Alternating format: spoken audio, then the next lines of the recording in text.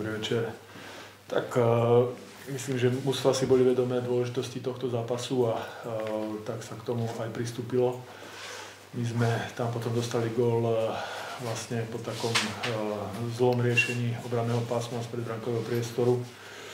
Druhý gól po zahávaní na modrej čiare, ale tam sme v prvej tretine prišli obrancu Millera. Tým pádom sme museli hrať na 5 obrancov, čo nebolo jednoduché, hlavne v druhej tretine, kde sme mali potom oslabenie 3-5, ale sme to tam ubránili akože bojovnosťou obrovskou. Tam Dano Gachulniec zblokoval ťažkú strelu a postupne sme sa dostali do zápasu, vyrovnali sme a v tom predĺžení to zobral Miguel Turín na seba, peknou strelou to tam umiestnil, čiže sme radi za to víťazstvo.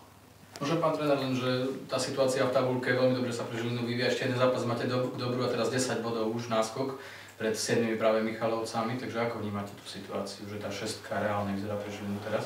Tak my sme prišli sem včera a chalani mali na tú tému meeting medzi sebou. Majú takú jednoliatú partiu, by som povedal, a myslím si, že si uvedomujú, že tá situácia je priaznivá. Veľmi sa z toho tešíme, že vlastne to obdobie pred sviatkami, cez sviatky a po novom roku sme zvládli výsledkov veľmi dobre. Aj keď tá zdravotná situácia tiež nebola u nás najlepšia, ale sme sa s tým vyrovnali, vlastne dá sa povedať aj tou šírkou kádra. Takže teraz vládne dobrá nálada a ten tímový duch je taký, že aj takéto zápasy, kedy sme neboli nejak očividne lepší, ale dokázali sme ich obrátiť a není to už prvý zápas, takže sme za to radi, že ozaj tá sila toho mužstva tu je a máme sa o čo oprieť.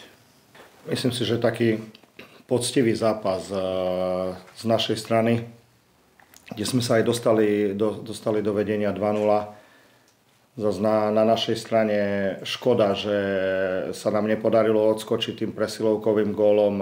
Mali sme aj 5-3, aj 5-4 a nevieme si zatiaľ pomôcť tou presilovkou. Chlapci išli, bojovali, dreli. Takisto nás oslabilo to vylúčenie Kabača, kde sme museli to všelijak látať, plátať, niekedy na 3 útoky, niekedy tam doskakovali hráči. Nie je tá situácia ružová. Chlapci chodia niektorí len na zápasy. Verím, že sa toto v prvom rade nám polepší, ten zdravotný stav. Ale čo sa týka takého poctivého výkonu, ten tam bol. Chlapci išli, hovorím, chýbal nám ten gól v presilovke a tie detaily potom tej našej hry, kedy musíme zablokovať puk, kedy potrebujeme hrať jednoduchšie z našej tretiny. A tie veci, ktoré do play-off budú stále dôležitejšie a dôležitejšie. Čiže hovorím, poctivý zápas. Čakáme hlavne na tých kľúčových obrancov, aby sa nám povracali a na tých detailoch potrebujeme popracovať.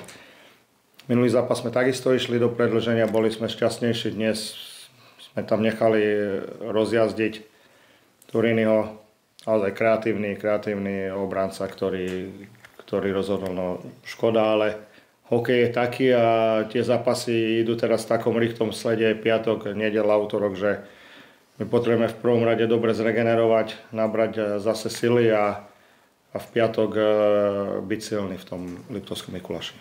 Andrej, vy ste vlastne prevzali ten tým, ktorý mal za sebou niekoľko, hlavne doma, takých výsledkov, že 2-0, 3-0 vyhrával a prehral zápasy a dnes v podstate podobný ten priebeh. Chlapci teraz dole hovorili, že hlavy, že tiež to tak vnímate, že toto je taká, možno teraz taká tiež jedna z vašich úloh, že nejak to zastaviť? Určite aj teraz hneď po zápase sme o tom hovorili.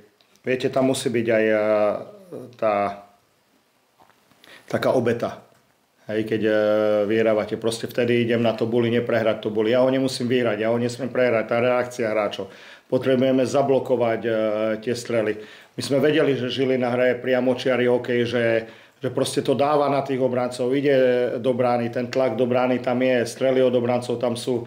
Napriek tomu sme mali minimum zblokovaných striel.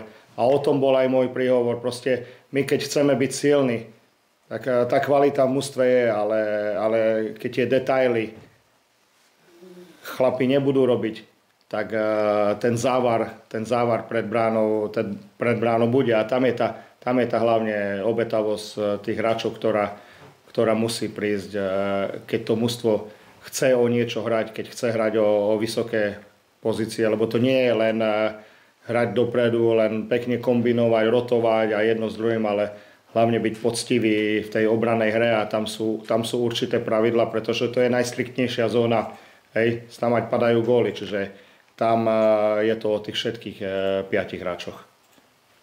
Pán tréner, mám takú otázku, ako dostal susedný tréner, a čo vlastne hovoríte na to, na ten boj o tú šestku, teraz Žilina má 10 bodový náskok pred vami. No má, áno, tak je to boj aj z jednej strany, aj z druhej strany. Stále je dosť zápasov pred nami, okolo 40 bodov je ešte musím 14 zápasov alebo koľko do konca, čiže je stále o čo hrať a hovorím,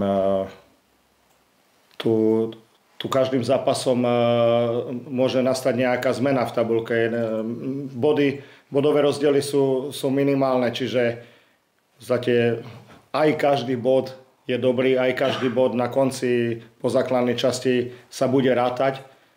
Čiže treba si vážiť každý bod, aj keď s prehrou nikdy tréner nie je a nebude spokojný, ale tie zápasy idú v takom rýchlom slede, že myslieť na to teraz. Treba si to pozrieť, treba si to rozanalizovať, treba sa zlepšiť v tých veciach, ktoré to mužstvo trápi a treba sa pripraviť na ďalšie zápasy. Tak nech sa trasie svet, bodíček a rýchly kol, ďalší súper.